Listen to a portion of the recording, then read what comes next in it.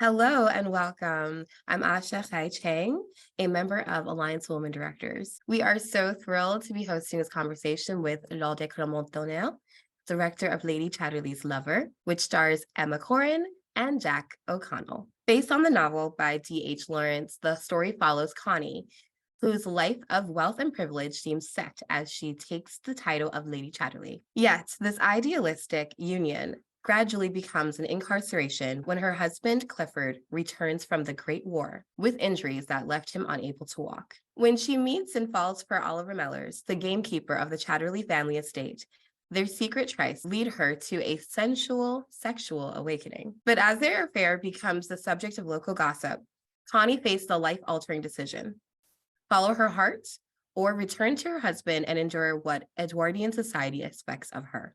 Laure made her directorial debut at Sundance in 2019 with The Mustang, from a screenplay she wrote. She won the IFP Gotham Award for Breakthrough Director for the film, and it was nominated for Best First Feature at the Indie Spirit Awards. In television, Laure directed the pilot, second, and sixth episode of Hulu's Emmy-winning The Act, written by Michelle Dean and Nick Antosca. She also directed episodes of Cate Blanchett's FX limited series Mrs. America, and the FX limited series Impeachment. It is my pleasure to welcome Laure to our chat. Hello.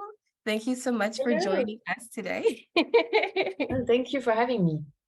And congratulations on such an amazing film. Thank you. Thank you so much. Awesome. Well, before diving into the film, I'd love to chat a little bit more about your career. Can you talk a little bit about your background and what inspired you to transition into directing? Yes. So I grew up in a family of cinema. My parents are film producers. So I started focusing on film on a very early age. I watched a lot of films with my parents, from old films, new films, from, every genre. And I was 5 years old when I did my first days of shooting in a film. It was one of my parents' films that they produced, and I really enjoyed it. And I was taking acting class, and so I did several roles when I was 7 years old, 8 years old, and then 10, and then when I was a teenager as well. But I did my study of history. I wanted to be an actor, and I started working when I was in my early 20s. And then I realized that I was around 25, 26, that I wanted to direct, and I directed a play. And I felt that I was finally in the right shoes. I was enjoying much more working with the actors, being behind the camera or behind the stage, rather than being acting. So that was a huge discovery.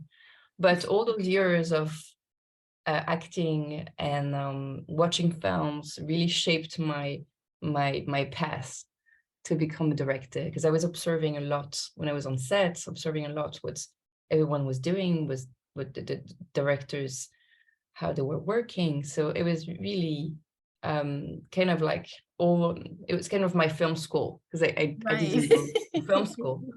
I was just like spending time on movie sets, which was the best school possible. And being like watching a lot of films, going festivals, and then I did my first short film in New York. The first short films I did was in New York, because the first one, Atlantic Avenue, was about a young woman, disabled, who it was about her and her intimacy, and so we wanted to do this project together, and she was living in New York, so it was kind of like a good reason to be there. Yeah. So and I was really happy, because I had lived a little bit in New York. I was really, really enamored by the city, and so it was we found this place in Brooklyn that was perfect for the story. So we did it in New York, and then the second one was in New York as well, because I wanted to work with the same crew, and we worked in Rikers Island. Wow. we did. It's actually the shortest version of my first feature film, Mustang, which names Rabbit, and it's like a rabbit and a female inmate in a prison. It's like the animal therapy program. And then I decided to do Mustang, which is like, so the rabbit became a horse, the female prisoner became a man, and so I expanded the story into a long feature film. And then yes, I moved in Los Angeles, and I started working in television until I received the script of Lady Chatterley's Lover, and here I am. That's an amazing path, and I love how you had so much, like you said, having the onset experience, and like you said, you finally found your happy place. I can definitely relate to that. I used to act as well in theater, so I'm right there with you. And you're like, directing a play first, then start directing films. You're like, yes, this is where I want to be. Exactly. There was always something, being an actor was always there's something very scary for me. I was like, I'm shy by nature. I'm also controlling, so Right. I had a hard time to let it go, and I was always like kind of like trying to understand my, it's a really a quality I admire so much, for the actors, to have the capacity of really let it go, of abandoning yourself. That's something I couldn't do. So ultimately, I was always like kind of stuck and self-conscious, and that was painful. So there was something, I was fighting against something from my nature that was not really right for acting. Mm-hmm. And when I started directing, it was okay, my controlling nature is Yes. definitely at the right place. So I love that. You're like, I knew film is it, but okay, this is the better capacity for me. All much better those angle skills to that this. you have. Yeah. Much better. Yeah. But like you said, so this led now to, to Lady Chatterley's Lover. And which, it's an incredible retelling of a classic story, right? So what originally drew you to the script, right? Like what like really made you say, yes, I want to direct this? It was April 2020 when I received the script, so full pandemic. Yeah, we were like all locked in, wearing masks, being on Zoom, completely deprived from each other. So I mean, The connection, yeah. connection. So I read the script. I was working on something, and then obviously the pandemic stopped everything. So I was at home reading the script of Lady Chatterley's Lover. I had read the book a while ago. I mean, in my teenagehood, but and I remembered it, but suddenly when I was reading it and rediscovering it, I found it so timely.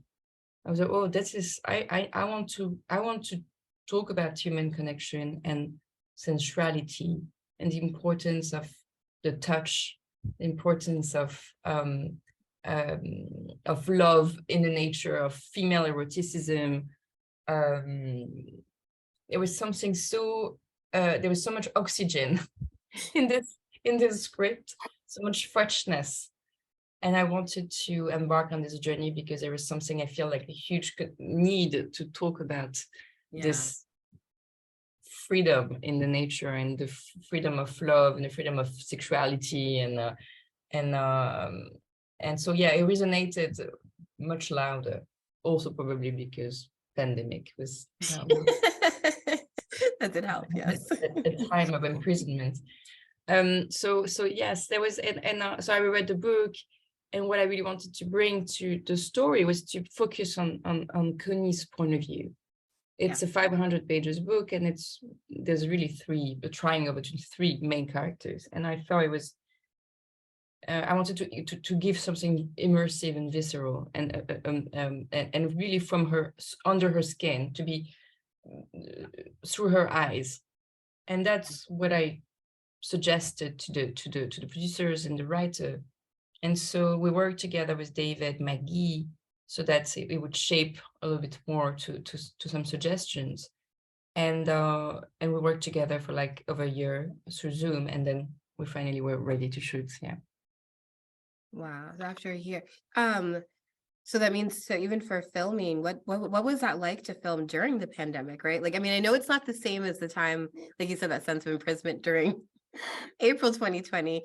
But what was that actually like to start filming and still be in the pandemic? How It did was you really feel? hard. It was tough because always wearing mask, distance. So we had like people making sure that we are, safe distance to each other's.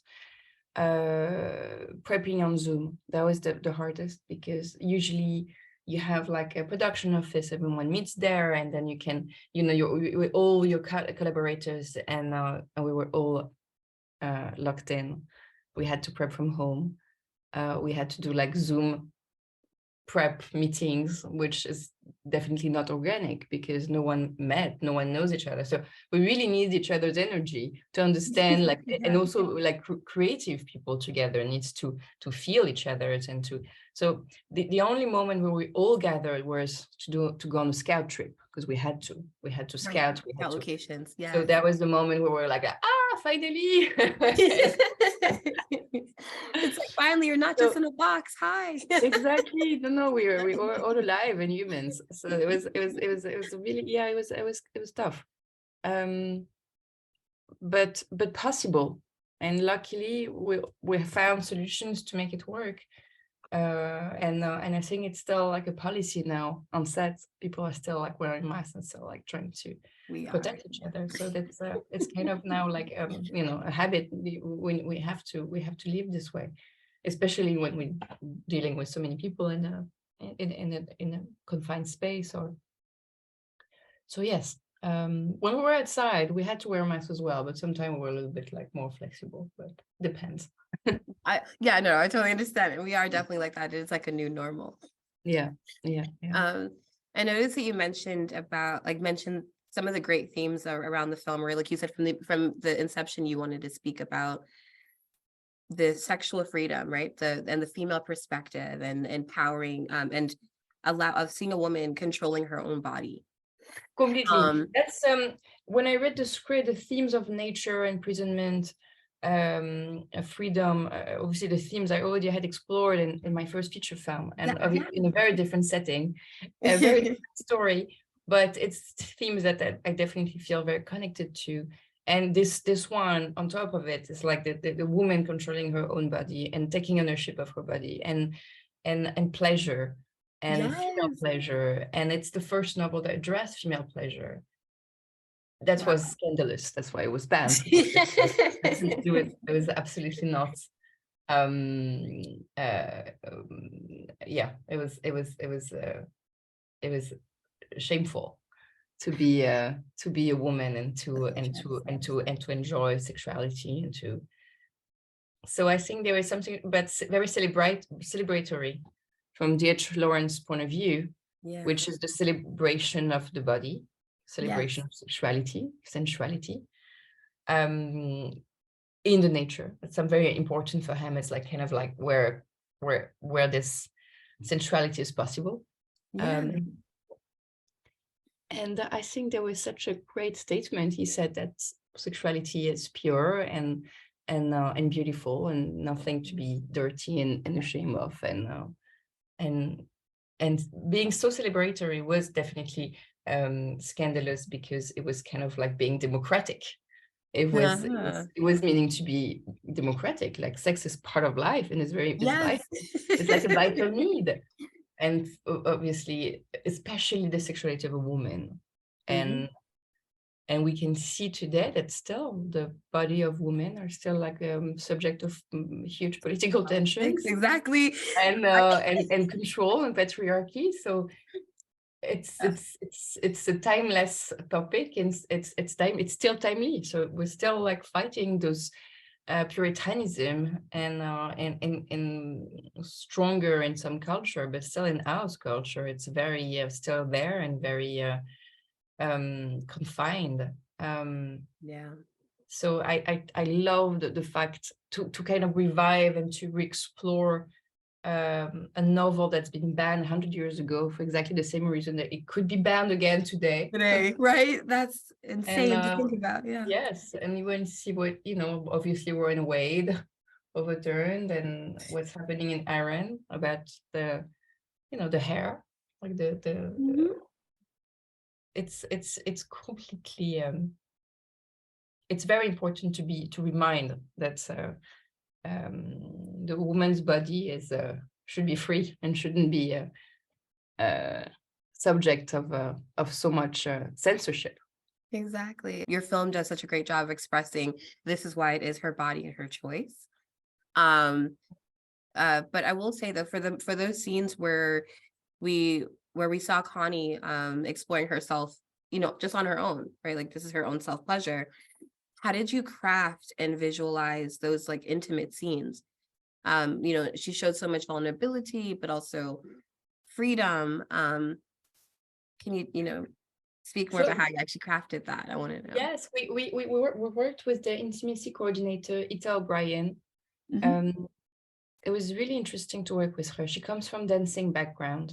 She was a choreographer, and Oh. so I wanted to approach those scenes as like dancing choreography, and we talked a lot about what should be those scenes, because if it's just sex scenes, can be redundant and boring. If there's some emotions behind, that's really push forward the narrative and push forward the relationship and the love and the romance, and then it becomes like the center and the heart of the story. And that's so we really needed to think about the right shape of it all, Yeah. and what was really told, what was the real story behind this intimacy and the sexuality and it was really telling about her her trajectory and her transformation. So we worked, Ita and I first, and she worked with dancers. So we kind of like, she choreographed it, some ideas with dancers that she was working with. And it was really nice for me to kind of like see them all together back to back and understand what was the real meaning of those tableaux and sequences and positions and um and then when I kind of like find a little bit more what I wanted to say and to express visually, Yeah. we invited the actors and they came. We rehearsed for like 2 weeks. I had also some references of erotic drawings from Egon Schiele from the Oh, 20s. So that was really nice because we had like an erotic drawings also from Rodin. Um, so we could all like open a conversation about the influences, the references, what we wanted to achieve visually, but also how to make it work so that we all feel not awkward but safe and comfortable yes.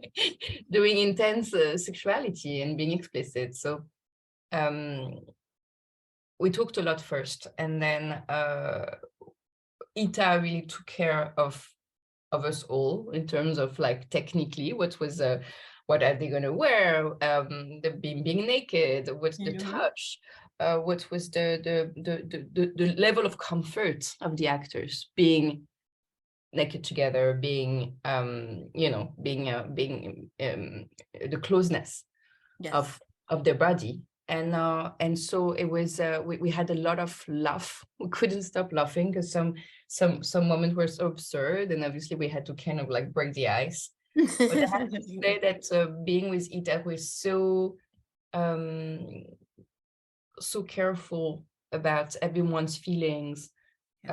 She was really guiding us through, and she was kind of like talking to the actors also, make sure that they were also feel comfortable and good and nothing to feel weird. And so everything was really so taken care of.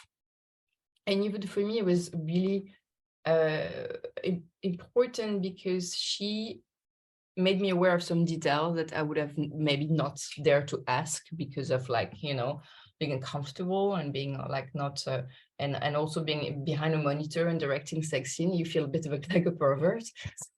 Without her, I would have feel like, oh my God, what am I doing? I'm a voyeurist.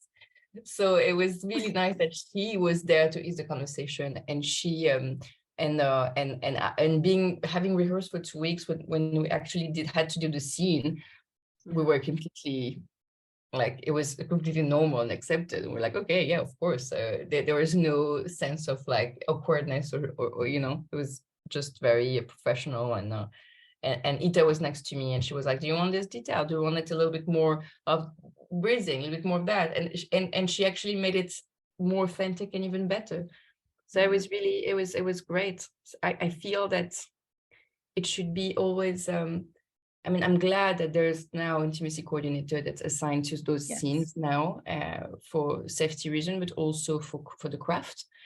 For it's, you know, stunt scenes have a stunt coordinator, and I think it's very important that sex scenes have an intimacy coordinator, because otherwise it relays on the actor's shoulder to be the one that have to figure it out. And I was, unfortunately, I had a really bad experience being an actor where I had to do an intimate scene, and no, you know, the director wouldn't talk to me about it. No one was prepping it, like in terms of costumes, what, you know, all the technicality of it. What is going to happen?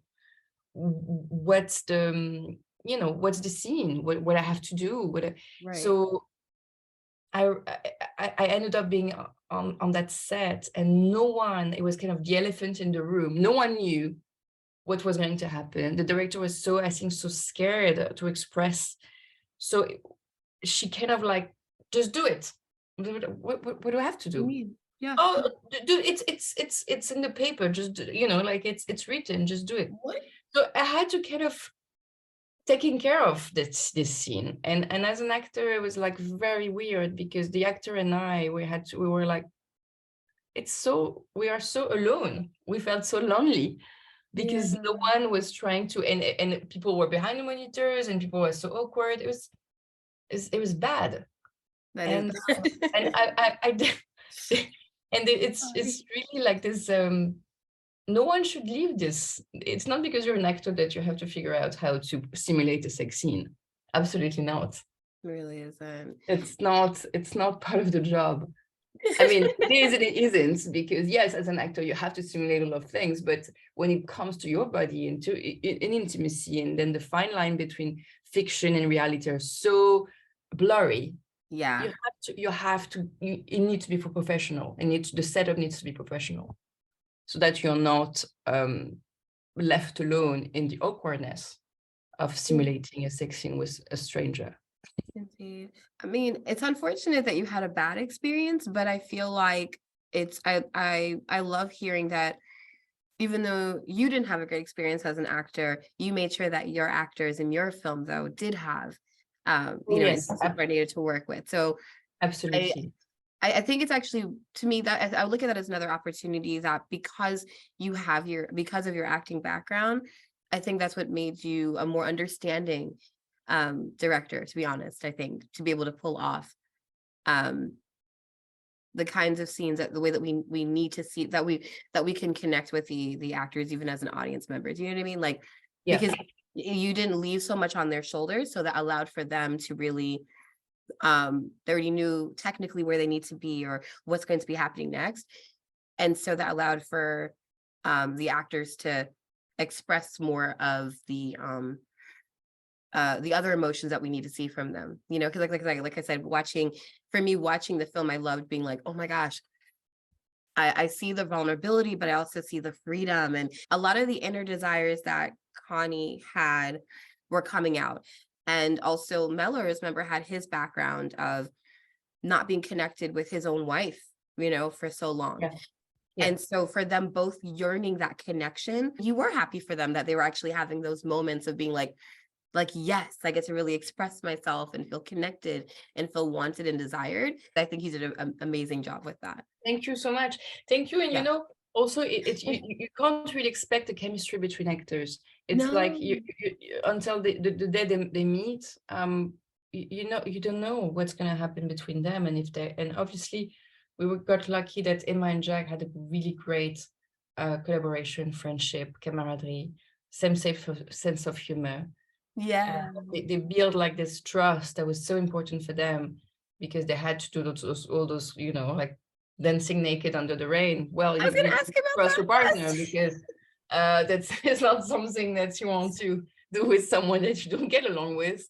So Yeah. it's we got really lucky that it actually was really a great duo of friends. It became really good friends, and that's obvious.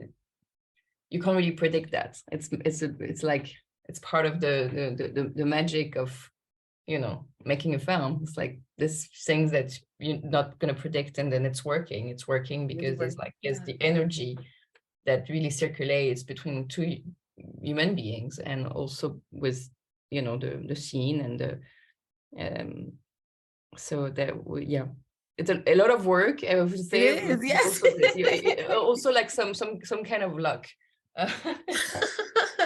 I would say, well, I would put it also like you were talking about earlier, you made sure you had and I have another question about other team members that you worked with, but you thought to have intimacy coordinator, you thought to have one with a dance background, and the fact that I would say that you put together the right platform for that kind of magic to happen. That's what I'm basically saying. So it's like a compliment to you. Like, yes, Thank it's some you. luck, as you say, but because the actors felt so heard and they felt safe on your set, that is what allowed for us to see such a beautiful expression come out on screen. So, I, uh, yeah, no, thank you so much. Thank you so much. Um, we were so excited to shoot those scene, especially this scene of like, I think Emma and I, the first time we talked, we were like, oh, this scene, like when they dance naked under the rain, this is yes, such an idea of ecstatic freedom. This is so, and she said, I never experienced something like it. I want to, as a human being, I want to do it. yeah, I want to experience this liberation. And it was beautiful to watch. We were all like, actually, we were in close set. We were all like, me, us too. We wanna dance in the go down rain. to Yes, and go and you know, and go dancing naked under the rain. That's so much fun. it was. I mean, well, yeah. Actually, let's talk. How did you pull off the dancing in the rain scene, though? Technically, like, I'm curious to know about that. So um we knew like the shape of it with Yes. the architecture of that scene. So we had rehearsed it, but obviously like they had to own it. It's like it was the moment of liberation, like running around. We knew we were starting with like a wide angle so that they could just like, you know, warm up and try to find like their own choreography. That what and with like the playfulness and the so we put very loud music so that it became like, yeah, very loud music during the scene. um and we had like this rain pools because I was expecting a lot of rain in England, but no, this summer was like the hottest summer of you know, in England since like decades. So we're not really lucky with the rain, and so we had this rain pools. So we had to deal with like rain pools with first we had wide angles. We did it like several times, shooting two cameras, and then the cinematographer for like the tighter shot, because it was a 360, we had to, you know, we had to get one rain pool over them, and Yeah. then we were shooting under. So it was kind of like all this, you know, all this kind of like um um choreography of people, like, you know, it Of the was cameras so, now too. Yes. yeah. Yeah, we had such a great day. It was we just shot for like one day, which was enough. At the end they were very exhausted and wet. And when So yeah, but I think the idea of not rehearsing that scene was really good, because it was kind of like they had like this anticipation and this fear, and it was so true, so authentic, and they knew that they had to let it go and to kind of liberate their instincts and at this moment. So it was beautiful to capture that. Love it. Yeah, it looks great. Also, I had a question about the use of letters. I noticed that Connie was writing letters to her sister and sister writing letters back, or even, it helps also tie towards the end of the film as well. Um, how did the letters influence your creative vision of like the scenes that would be playing? Like because I mean, the letters were definitely sharing a lot more of the inner thoughts or the inner desires. So how did you know like these would be the scenes or what you want to see visually on screen while we heard the letters read out loud? Yeah, so that was written. It was Oh, some letter was written. So we expanded it a little bit more because I really like the motif of using mhm. letters so that she can kind of check herself Yes. and we can see like emotionally where she's at. So uh, I think we added one at some point. It was not written, but otherwise it was already in the script. It was something we developed with the writer because I thought it was a really good um, narrative tool, and so Mhm. we added like this, and obviously the ending letter is from the book, Yes, of close course. to the book. Not exactly, I mean, like verbatim from the book, but the book ends with the letter of Mellor, suggesting that they will meet again. Hmm. And we kept the idea of a letter for the ending, but obviously because it's the cinema, and that's the magic of cinema. We wanted to see the reunion. We wanted Yeah. to see them back together, and that's not in the book, but it's definitely suggested. Mm. Love that. But Um, it's true that the letter, actually, it's funny because the mhm. Mustang was ending also with a letter. So there's yeah, there's something that It's I like your love, like directing style, ending, you're noticing. yeah, I ending no, letters. I love that. And also I'm just this out of curiosity, if I was thinking about different symbolisms that were utilized throughout the film, but um, would you say that mud was also symbolic in Lady Chatterley's Lover? The what? The Mud. The the, use of the mud, was that a symbolic, or that just worked out for how the it, filming process went? yeah, it worked out. Okay. There's no, yeah.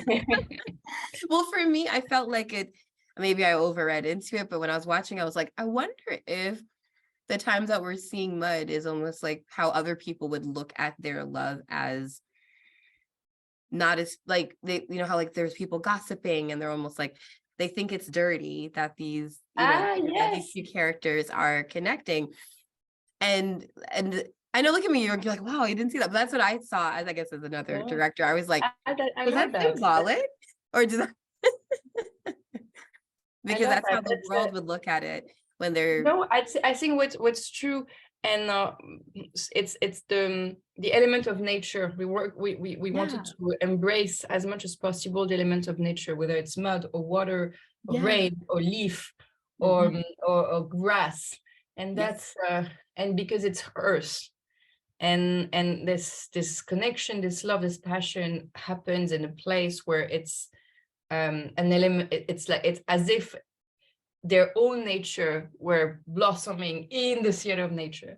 So there's Yeah. something about the connection of those elements were really important. But now, obviously, yeah, what you said about the mud is that, yeah, you can see that this way. I didn't think about it, but it's true. You're right. Well, yeah, because I definitely could tell with the, like you said, the other nature elements were clear, but that was the only one I was like, I'm curious. That's a question I had for you after watching. I Yes. was like, And it comes also from the place. That's something I really wanted to do, was the Connie coming back from dancing under the rain when she's uh-huh. completely drenched and, I mean, really wet, and you can Yeah. see through her clothes, and she's barefoot.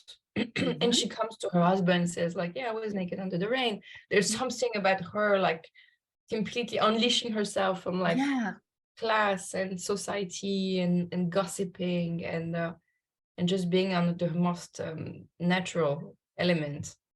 And he's completely stunned because, like, her Mhm. hair completely messy, and she Yes. doesn't wear clothes, and she's like, so yes, there's this idea of, like, the dancing under the rain, and, like, then the feet on the mud, and like there's definitely this sensation of like she got herself into a place where presentation, where image doesn't matter anymore.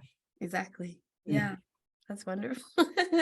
And actually, speaking of her husband, Clifford Chatterley, who's played by Matthew Duckett, um, this is more of a, now that, especially hearing your story about your first film with a disabled character, I wanted to also kind of speak about Clifford, who, you know, he gets hurt in the war. He becomes a wheelchair user. And if I understand it, I think you worked with, I think it was you and Matthew and Dan Edge, who's a disability and access consultant. And then also, of course, Polly, a movement coordinator, to kind of dig into Clifford's physicality. Like, what was that experience like? And what were some things that you learned about the, you know, about the character throughout the process? Like, Yes, I mean, we opened the casting to actors with disability, and it's definitely the experience of Matthew Duckett in his everyday life of having a disability. There's the authenticity of, you know, knowing the feeling of not moving like everyone else, and being in a wheelchair, which makes it very vulnerable and very authentic. And I think, and also because I worked in the past with like this young woman who is disabled. I think it's always something very interesting to have, you know, to have people who through their life are going through some challenges, and that's and for as artists, it's good to be able to include everyone, and to have Matthew bringing his background and bringing his authenticity as a disabled actor was wonderful. Yeah. thank you. Yeah, I'm a disabled creative myself, and so I really do appreciate that. Do you hope this film will inspire more films to be made from the female perspective? I mean, for this film in particular, because it talks a lot about women's body, women's intimacy, women's pleasure. Yes, being a woman and being able to share with Emma and have a tight collaboration with her, and it definitely, I feel that it was meant to be to have a woman behind the camera. But I also feel that it's really a sensibility of an artist, and women pick up some details that maybe men wouldn't pick up. True. But I would say that there's definitely wonderful directors, male directors who understand so much women and wrote beautiful roles like Bergman or so yes, I can see now the fact that we have much more women directing, and the stories like woman talking, or she said, or stories are told from like a female energy and lens. That's very interesting, because it's been so much ruled by men for so long that now we have much more access to much more detail and sensibility that women can bring. But I wouldn't say that. I also think that the gaze of an artist is really about sensibility rather than gender. Understood. Yeah, no, I know what you're saying. Like, it's beyond just gender. Yes, I agree. Yeah, yes. What was your favorite scene to shoot, and why? Oh, dancing naked under the rain. That's my favorite. That's the scene that we were all it made us really happy and joyful. So that's definitely and also all the moment being in the nature, being in the woods, being outside, outdoor was really a wonderful moment to capture, and to be all together and to be able to improvise. Also, we improvise a lot of her going up and down the hill. She had to run up and down this hill so much. She hated me for that. And we were so happy to be outdoor that when we had to go back inside the house, we felt this entrapment. There was really good energy for the film, actually. But we had those 3 weeks of heaven, being exploring, scouting. We had found like this moss fields, and it was very remote. It was hard to access. But the cinematographer Benoit Delhomme and I was like, we have to shoot there. It's gorgeous, it's beautiful. And it wasn't written where we needed to find like some spaces to do like the montage of them, the passage of time. And I really wanted to add this detail about the daisies, because it's in the book and it wasn't in the script. And I was like, this is so important. This is so George Lawrence. And we finally found this moss field, and we did that scene, that's fragment there. It was really hard, like production. We're like, I sure you want to shoot there? It's so remote. It's so hard to access. It's going to be full of insects or whatever. I was like, we have to do it. We have to do it. So it's things like that. We were like very, very convinced that some nature elements and some was giving so much more to the story and visually. So that there was really exciting to be able to explore and to improvise and to add as we were like scouting. And we're like, we want to shoot there, we want to shoot there. It was really it was great. Oh, that's wonderful. And you're right, that energy does come through on camera as well. You're like, we're so happy out here. And then like compared to being inside, you're like, no. Yes. Yeah. We felt like Connie, like trying, yearning for freedom, yearning to go outside, stuck in this austere, rigid house. And also like we changed completely like our way to film. We used like a very loose handheld camera for the outside, or like a Steadicam, to always like give like the movement, the freshness, the energy of Connie, the restless. And inside is like the stillness of obviously of Clifford, the claustrophobic frame of very rigid movements was emphasizing the feeling of entrapment. Wow, that's like a great way to describe the pandemic too.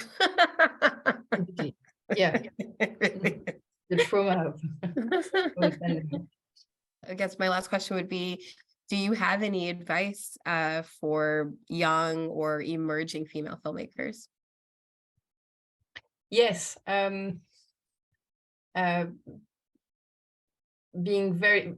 Always be faithful to yourself.